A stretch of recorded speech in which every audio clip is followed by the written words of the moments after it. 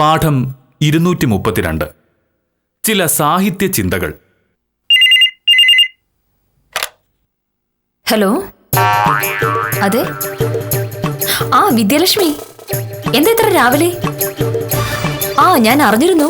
Vishwanath sir കഴിഞ്ഞ ദിവസം സൂചിപ്പിച്ചിരുന്നു. ഞാനോ? ആര് പറഞ്ഞു? നേരാണോ? ഈശ്വര, ഞാൻ ഈ കാര്യം മോഹനോടൊന്ന് പറയട്ടെ, എന്നിട്ട് തിരിച്ചു വിളിക്കാം.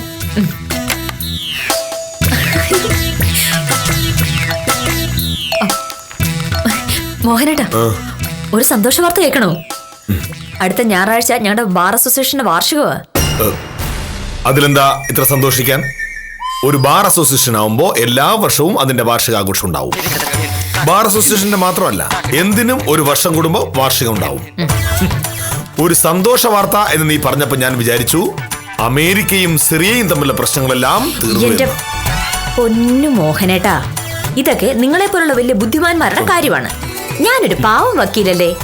എനിക്ക് സന്തോഷം ഉണ്ടാകുന്നത് പുതിയൊരു കേസ് കിട്ടുമ്പോ, അല്ലെങ്കിൽ ഏറ്റെടുത്തൊരു കേസ് വിജയിക്കുമ്പോ, അതുമല്ലെങ്കിൽ വാർഷികം പോലുള്ള ആഘോഷങ്ങൾ വരുമ്പോഴോ ആണ്.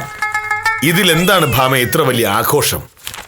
രാവിലെ മുതൽ നാട്ടിലുള്ള വക്കീലന്മാരെല്ലാം കൂടി ഒരിടത്ത് വട്ടം കൂടി ഇരിക്കും. ആണുങ്ങൾ കേസിനെ പറ്റിയും പുതിയ കാറിനെ പറ്റിയും വയ്ക്കാൻ പോകുന്ന മാളികകളെ പറ്റിയൊക്കെ നുണ പറയും. പെണ്ണുങ്ങൾ പുതിയ സാരിയെ പറ്റിയും അയൽ വീട്ടിലെ പെണ്ണുങ്ങളുടെ അഹങ്കാരത്തെ പറ്റിയും ഏതെങ്കിലും പൈങ്കിളി വാരികയിലെ നോവലുകളെ പറ്റിയൊക്കെ പറയും. വൈകുന്നേരമാകുമ്പോ ഏതെങ്കിലും ഹോട്ടലുകളിലെ മുറികളിൽ ഭക്ഷണം കഴിക്കാനായിട്ട് ഒത്തുകൂടും. പെണ്ണുങ്ങൾ ഭക്ഷണം വിളമ്പും, ആണുങ്ങൾ കള്ളു കുടിക്കും. കള്ളു കുടിച്ച് പാട്ട് പാടി വഴക്കുണ്ടാക്കി ചീത്ത വിളിച്ച് തമ്മി തല്ലി രാത്രിയാകുമ്പോ വീട്ടിൽ പോകും. ഇതിനെ വാർഷിക ആഘോഷം എന്നല്ല, വാർഷിക ആഭാസം എന്നാണ് പറയുന്നത്. ഇതിൽ ഇത്ര സന്തോഷിക്കാതിരിക്കുന്നു? ഒരു സന്തോഷക്കാരി.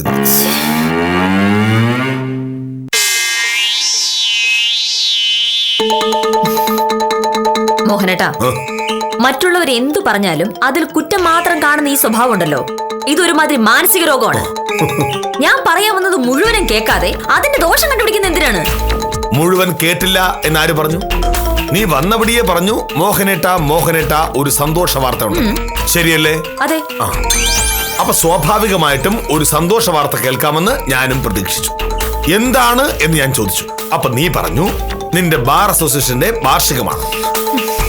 ഇതിലെന്താ ഇത്ര സന്തോഷിക്കാൻ എന്ന് ഞാൻ ചോദിച്ചു. അത് തെറ്റായി പോയോ?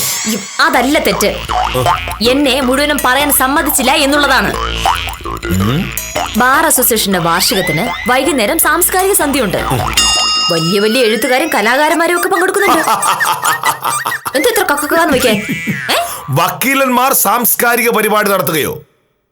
എന്റെ അറിവിൽ യാതൊരു തരത്തിലുള്ള സംസ്കാരവും ഇല്ലാത്തവരാണ് ഈ വക്കീലന്മാർ. അവർ എങ്ങനെ സാംസ്കാരിക സമ്മേളനം നടത്തും? മോഹനേട്ടാ, കേരളത്തിലെ ഏറ്റവും ജനപ്രിയ നടനായ മമ്മൂട്ടി വക്കീലായിരുന്നു. വക്കീലന്മാരുടെ ഇടയിൽ അങ്ങനെ ഒരുപാട് മഹാന്മാരായ കലാകാരന്മാരുണ്ട്. മമ്മൂട്ടി വളരെ പണ്ട് തന്നെ വക്കീൽ പണി കളഞ്ഞതുകൊണ്ട് അദ്ദേഹം രക്ഷപ്പെട്ടു. അല്ലായിരുന്നെങ്കിൽ അവസ്ഥ എന്താവുമായിരുന്നു? ഞാൻ പറഞ്ഞു വന്നിട്ട് ബാക്കിയൊന്ന് പറഞ്ഞോട്ടെ. അങ്ങനെ ഞങ്ങളുടെ വാർഷികത്തിന് സംഘടിപ്പിക്കുന്ന സാംസ്കാരിക സന്ധ്യയിൽ വക്കീലന്മാർ അവതരിപ്പിക്കുന്ന കലാപരിപാടികളുണ്ട്. മനസ്സിലായി? കലാപരിപാടികൾ അവതരിപ്പിക്കുന്നത് വക്കീലന്മാരായതുകൊണ്ട് അത് എന്തൊക്കെ ആയിരിക്കും എന്ന് മനസ്സിലായി. കാലുവാരൽ, കുതികാൽ വെട്ട്, പാരവയ്ക്കൽ, കള്ളം പറച്ചൽ, കണ്ണടച്ചിരുട്ടാക്കൽ, അങ്ങനെ ഒരുപാട് പരിപാടികൾക്ക് സാധ്യതയുണ്ട്. പിന്നെ കക്ഷികളുമായി നല്ല ഇടപെടലുകളുള്ള വക്കീലന്മാർക്ക് മുച്ചിട്ടുകളി, പന്നി മലർത്ത്, പോക്കറ്റടി, കുലുക്ക് കുത്ത് തുടങ്ങിയ പരിപാടികളും ആകാം. ഇതൊന്നുമല്ല ഞങ്ങൾ നടത്താൻ പോകുന്നത്. ഡാൻസ്, പാട്ട്, നാടകം തുടങ്ങിയ കലാപരിപാടികളാണ്. അതിൽ ഒരു പാട്ട് പാടുന്നത് ഈ സത്യഭാമയാണ്. ഞാൻ തന്നെ പാടണമെന്ന് പറഞ്ഞ് സദാനന്ദൻ സാർ നിർബന്ധിക്കുന്നു എന്ന് പറഞ്ഞ് വിദ്യാലക്ഷ്മി ഇപ്പൊ വിളിച്ചത്. അതാണ് ഒരു സന്തോഷ വാർത്തയുണ്ട് എന്ന് ഞാൻ പറഞ്ഞത്. എവള് പാട്ട് പാടാൻ? ഏത് പാട്ട്?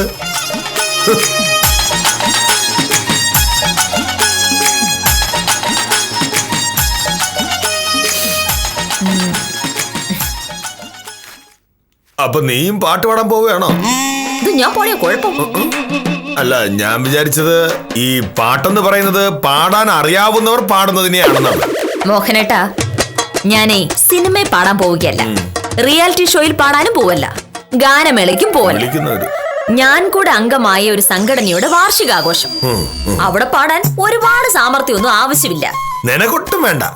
കാരണം അറിയാത്ത പണിയെ ചെയ്യൂ എന്ന് പറഞ്ഞു നടക്കുന്ന നിനക്ക് എന്തു ആവാം. വക്കീൽ പണി അറിയാഞ്ഞിട്ടാണോ നീ ചെയ്യുന്നത്? അത് പോട്ടെ, ഏത് പാട്ടാ നീ പാടാൻ പോകുന്നത്? ഞാൻ പാടാവേ. കോടമഞ്ഞിൽ ഓഹോ താഴ്വരയിൽ ഓഹോ രാക്കടമ്പു പൂക്കുമ്പോൾ നാരങ്ങ നാരങ്ങയല്ല നാരങ്ങ. ഇതാണ് നീ പാടാൻ പോകുന്നത്? ശരി, വേറെ പാട്ട് പാടാം. വേറെ പാട്ട് പാടാം. ഒന്നാം വട്ടം കണ്ടപ്പം പെണ്ണിന് കിണ്ടാണ്ടം, രണ്ടാം വട്ടം കണ്ടപ്പം പുഞ്ചിരി പുന്നാരം, ഒരു കുങ്കുമക്കുയിലാണ്ടോ. ഒന്നാം വട്ടം കണ്ടപ്പം പെണ്ണിന് കിണ്ടാണ്ടം. കിണ്ടാണ്ടം എന്താണ് ഇതിനർത്ഥം? കിണ്ടാണ്ടം അത് അറിഞ്ഞിട്ട് പാടിയാ മതി. അതിനർത്ഥമൊക്കെ ഉണ്ടോ? ഒന്നാം വട്ടം കണ്ടപ്പോ പെണ്ണിന് കിണ്ടാണ്ടോ? മലയാളത്തിൽ അങ്ങനെ വാക്കുണ്ടടി, അതിനർത്ഥം പറ. എന്നിട്ട് നീ അടുത്ത പാടിയാ മതി. കിണ്ടാണ്ടം പോലും എനിക്ക് ഇഷ്ടമുള്ള പാട്ട് ഞാൻ പാടും.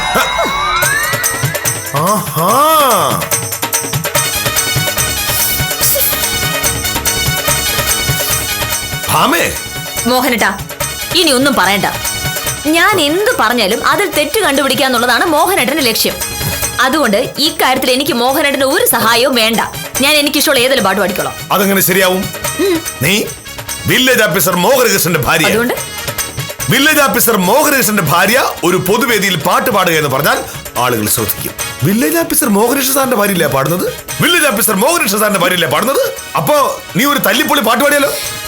ഞാൻ പാടിയ പാട്ടുകളൊക്കെ നല്ല പാട്ടുകളായിരുന്നു. മോഹനേട്ടന് മാത്രമാണ് തല്ലിപ്പൊളി പാട്ടായിട്ട് തോന്നിയത്. അങ്ങനെ തോന്നാനുള്ള കാരണം എന്താ? അത് പാട്ട് മോശമായതുകൊണ്ടൊന്നുമല്ല, മോഹനേട്ടന്റെ മുഴുത്ത അസൂയ കൊണ്ട്. ഞാൻ നല്ല പാട്ട് പാടി ആളുകളുടെ കൈയ്യടി നേടുന്നതിനുള്ള അസൂയ കൊണ്ട്. അങ്ങനെ പറയല്ലേ ഭാമേ. പറയും.